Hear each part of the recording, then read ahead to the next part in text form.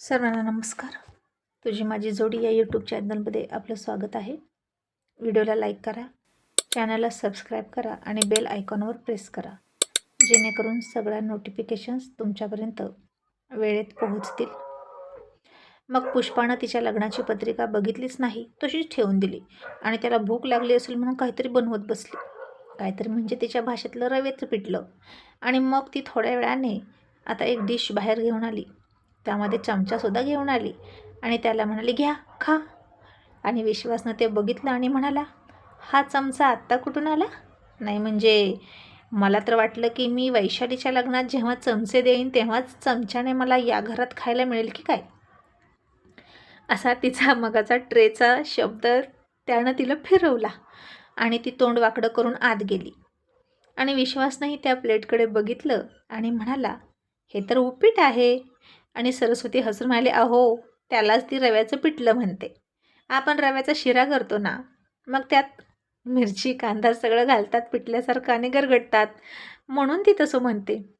आणि विश्वास आता मनापासून हसला आणि म्हणाला, छान छान नाव ठेवलंय बरं का.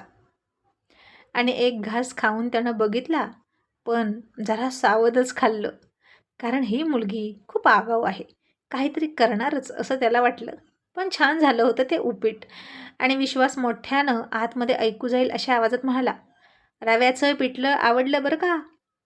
आणि मी आयुष्यभर दररोज सकाळी दुपारी संध्याकाळी हेच खायला तयार आहे, त्यामुळे बायकोनं जेवणाचं टेन्शन घ्यायची गरज नाही. तसं पुष्पानं ते ऐकलं आणि आतमध्ये हसायला लागली.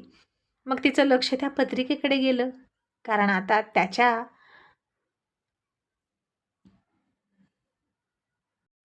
त्याच्यावरचा राग थोडा कमी झाला होता.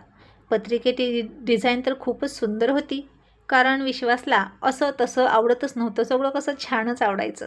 एकदम पांढरी शुभ्र पत्रिका होती आणि मोती कलरच्या रंगाची त्यावर सुंदर वेलबुट्टीची डिझाईन होती. आणि विशेष म्हणजे तिला घड्या घालून ठेवल्या होत्या आणि नवरा नवरीचं नाव तेवढी वर यायची बदामी आकारात लिहिलेली. आता त्यावर सुद्धा चौघांची नावं होती. विश्वास, शुभविवाह पुष्पा असं तिने वाचलं आणि नाही म्हटलं तरी तिच्या गालावर लाजेची लाली पसरली. आणि ती एक ना एक अक्षर वाचत होती. विश्वासचं शिक्षणसुद्धा वाचत होती, तिचं मात्र शिक्षण लिहिलंच नाही. तिला वाटलं, मी फक्त 7वी पास आहे म्हणून असं केलं त्यांनी. त्यांना लाज वाटते का माझ्यासारखी कमी शिकलेली बायको करायला? आता नाईलाजाने कितीही रुसली असली तरी भावकीची सुद्धा नावं घातली होती, कारण भावकी टपूनच बसलेली असते. आपल्याला पाणी लावायला कधी येतोय, आपलं नाव टाकतोय की नाही पत्रिकेत हे बघण्यासाठी. तसा विश्वास टाकणारच नव्हता नाव, पण पद्मानं त्याला सांगितलं होतं की आपण चुकायचं नाही, कारण अशा वेळी सगळे एकत्र येतातच, फक्त आपण किती त्यांना पाणी लावतो याची वाट बघत असतात. मग तोपर्यंत विश्वासचं खाऊन झालं, तिचं पत्रिका वाचून झालं आणि सरस्वती म्हणाली, पुष्पा अजून घेऊन ये आणि विश्वासचे कपडे वाळायला टाक. आणि विश्वास नको नको म्हणाला. पुष्पानं त्याला गरमागरम आल्याचा चहा आणून दिला आणि चहा घेताना विश्वास म्हणाला, साखर आहे ना याच्यात? प्यायच्या आधीच विचारतोय, नंतर कोणाला राग यायला नको साखर मागितली म्हणून. आणि ती म्हणाली, आहे. आणि त्याचे कपडे वाळायला टाकण्यासाठी गेली आणि पुन्हा त्याच्या कपड्यांचा सुगंध घेत तिकडंच बसली. तिला फार आवडत होता तो सेंटचा वास. तिला पण ती बाटली हवी होती, पण आता त्याला कसं मागायचं, नाही का. मग इतक्यात पाऊससुद्धा थांबला आणि तो म्हणाला, मामी आमचे पाहुणे आहेत ना तुमच्या गावात, त्यांच्याकडे पण आईनं जायला सांगितलेलं आहे आणि आज इकडच्या सगळ्या पत्रिका वाटून ये असं म्हणाली आहे. सरस्वती म्हणाली, अगं बाई हो का. मग त्यांनी पुष्पाला सुद्धा बोलवले की गडंगण खायला. मग पुष्पा दाखवेल तुम्हाला वाट, तुम्ही दोघं गेला तरी हरकत नाही. आणि विश्वास म्हणाला, ठीक आहे. मग सरस्वती पुष्पाला म्हणाली, तयार हो आणि विश्वास सोबत जा, गावातल्या गावातच जायचं आहे त्यामुळे काही हरकत नव्हती. आणि पुष्पा म्हणाली, मी नाही जाणार, पाऊस आला तर मी भिजेल. सरस्वती म्हणाली, अगं असं काय करतेस, जा, वेड्यासारखं करू नकोस, नाहीतर त्याला वाटेल की पोरीच्या मनातच नाही लग्न करायचं, तिचं बाहेर कुठं लफड आहे की काय. तुझ्या अशा वागण्याने एकापेक्षा जास्त अर्थ निघतात. आणि पुष्पा म्हणाली, आई तूच म्हणतेस ना मी पायाळ आहे, मग मला वीज वाऱ्याची भीती वाटते. बघ ना किती विजा चमकतात, मी नाही जाणार, असं म्हणून पुष्पानं पळवाट शोधली. आणि विश्वास म्हणाला, आता वीज चमकणार नाही, शांत झालंय वातावरण. चल, आता आयुष्याचा प्रवास सोबतीनं करायचा आहे. मग इथं अर्धा किलोमीटर गेलो तर तुझ्या जीवावर यायला नको. आणि नाईलाजानं पुष्पा ड्रेस घालून निघाली. नाहीतर सरस्वती खूप ओरडली असती.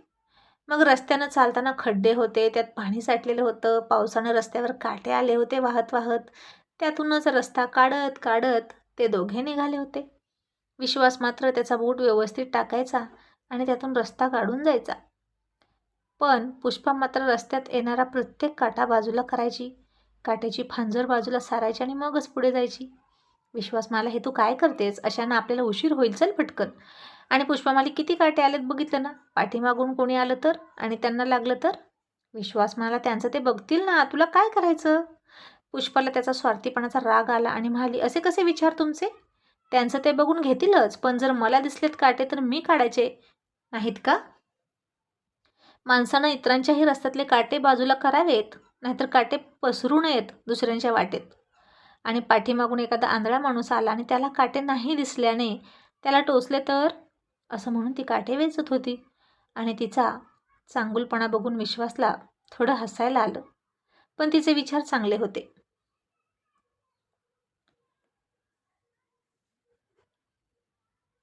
पण आगाऊ मात्र नक्कीच आहे असं त्याला वाटलं.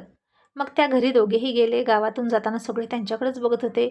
मुली हसत होत्या. पुष्पा मात्र त्याला रस्ता दाखवत त्या घरी गेली. मग आता स्वयंपाक तयारच होता पुष्पासाठी, पण विश्वास येईल असं कोणाला वाटलं नव्हतं. मग विश्वासनं पत्रिका दिली. इकडच्या तिकडच्या गप्पा टप्पा झाल्या. पाहुणे म्हणाले विश्वासला, आता आमच्या गावातील मुलगी केली, पण आमच्याकडे येत जा बरं का, नाहीतर फक्त सासरवाडीतच येशील आणि तिकडच्या तिकडं जाशील. लहानपणापासून कधीच नाही आला तू इकडे. विश्वासही हसून म्हणाला, मला माहीतच नव्हतं तर कसा येणार, पण आता सारखं येतच राहील मी इकडे, मग नक्की येतो. मग दोघांनाही जेवण वाढलं. गडंगण खायला बसवलं जोडीनं. आणि सगळं जेवण किती छान होतं. खीर, चपाती, पापड, आमरस, सांडगा, भजी. पुष्पा तर फार हरकून गेली आणि पटकन जेवायला सुरू करावं असं तिला वाटलं. आणि पुष्पाच्या समोरच्या ताटात बघून विश्वास मुद्दाम म्हणाला, त्याचं काय आहे ना, ती जेवण करून आली आहे, त्यामुळे तिला जरा कमीच वाढा, नाहीतर उगीचच वाया जाईल ना. आणि हे ऐकलं तसं पुष्पानं त्याच्याकडं रागात बघितलं आणि विश्वासनं हसून खायला सुरुवात केली. आणि त्या माणसांनी पुष्पा समोरचं ताट उचललं आणि त्यातलं सगळं जेवण कमी कमी केलं आणि थोडंसं शिल्लक ठेवलं. आणि विश्वास म्हणाला, आता ते बाजूला ठेवू नका, मला वाढा, मला भूक लागली आहे. आणि तिच्या ताटातलं स्वतःच्या ताटात घेतलं आणि पोटभर जेवला. पुष्पाची आता झाली गोची. गडांगणाला यायचं म्हणून तिनं सकाळपासून भूक राखून ठेवली होती आणि हा घरी उपीट खाऊन सुद्धा, आणि त्याला गडांगणाचं निमंत्रण नसताना सुद्धा अचानक तिच्यासोबत येऊन तिलाच खाऊ देईना आणि स्वतः मात्र पोटभर खात होता. आणि मुलगी असल्यामुळे पुष्पाला लाज वाटायची मागून घ्यायची. वाढतील तेवढंच गुपचूप खायचं आणि पुन्हा दिलं तर नाही म्हणायचं, असा तिचा स्वभाव. पण आता सगळ्यांचं लक्ष विश्वासवरच होतं. तो खातोय ना म्हणून त्यालाच वाढत होते आनंदानं. आणि पुष्पा तशीच हात बांधून बसली त्याच्याकडं रागात बघत. आणि पाहुणे तिला म्हणाले, पुष्पा अगं एकतरी घास खा, अशी का हात बांधून बसली? आणि पुष्पानं एकच घास शिल्लक ठेवला होता, तेवढंच खाल्लं. आणि इतक्यात विश्वास बरोबर जेवून म्हणाला, माझं झालं, आणि उठला. तिलाही नाईलाजानं उठावं लागलं. मग तिची ओटी वगैरे भरली आणि पुन्हा दोघेही घरी निघाले. आणि पुष्पा आता त्याच्याशी बोलतच नव्हती. भरभर भरभर पाय उचलत त्याच्या पुढे निघाली. आणि विश्वास तिच्या पाठीमागं कुत्र्यांना घाबरत घाबरत आला. आणि पुष्पाला वाटायचं एखादं चावकं कुत्रं यावं आणि त्याला चावून जावं. इतका राग आला तर तिला त्याचा. आणि ती आली तशी खोलीत जाऊन बसली. मग विश्वासनं त्याचे कपडे बदलले आणि म्हणाला, जेवण आम्हा दोघांचंही चांगलंच झालं. दोघेही आता पोटभर जेवलोय आणि मला तर वाटतं पुष्पा संध्याकाळी इथं घरी जेवणारच नाही. खूप चांगलं जेवलोय आम्ही. आणि सरस्वतीचा निरोप घेतला आणि आणखीन 10-20 पत्रिका ठेवल्या आणि म्हणाला, आमचे कोणी पाहुणे दिसले तर द्या, आणि निघून गेला. आता पुष्पा त्याला दिसणार नव्हती हे त्याला माहीत होतं, म्हणून तो गुपचूप गेला. मग आता सरस्वती पुष्पाकडे गेली आणि म्हणाले, आज जोडीनं गडंगण झालं तुमचं. विश्वास खूप खुश होता. काय काय खाल्लंस ग? तशी पुष्पा चिडली आणि सगळा राग सरस्वतीवर काढत म्हणाली, झोपेच्या खाल्ल्या मी गोळ्या, झोपेच्या गोळ्या खाल्ल्या मी किलोभर, आणि त्यानं कीटकनाशक पिलं 4 लिटर. आता खुश, असं म्हणून दरवाजा आपटला. आणि विश्वास तर म्हणाला होता, दोघेही पोटभर जेवलो आणि आता हिला काय झालं असं म्हणून सरस्वती बुचकळ्यात पडली.